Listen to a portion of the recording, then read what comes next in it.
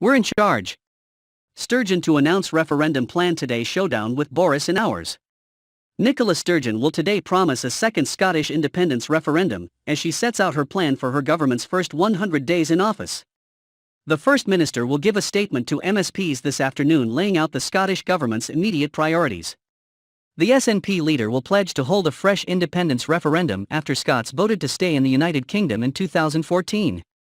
Ms. Sturgeon is expected to say, and so that people in Scotland, not Boris Johnson, get to decide Scotland's future, we will hold a referendum on whether to become an independent country.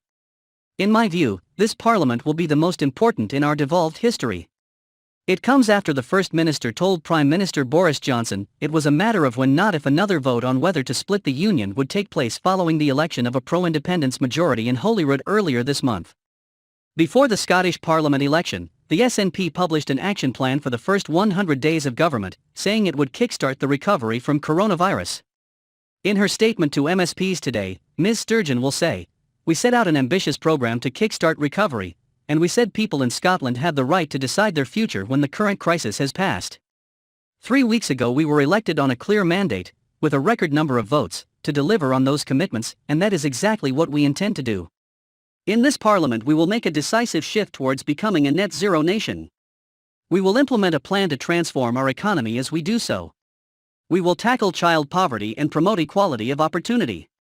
We will invest in our public services and establish a new national care service. And so that people in Scotland, not Boris Johnson, get to decide Scotland's future, we will hold a referendum on whether to become an independent country. In my view, this parliament will be the most important in our devolved history." She will add, "The last 15 months have been full, far too full, of sadness and heartbreak, but they have also reminded us once again of people's capacity for ingenuity, compassion and solidarity.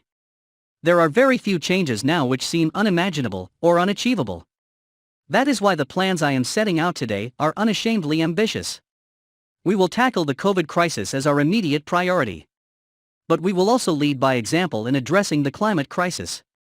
We will create a national care service to match the post-war National Health Service.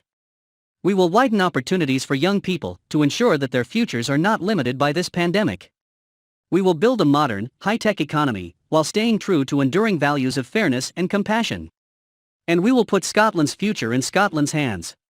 The program I am setting out today is rooted in today's reality, but it also shows how we can shape a brighter tomorrow.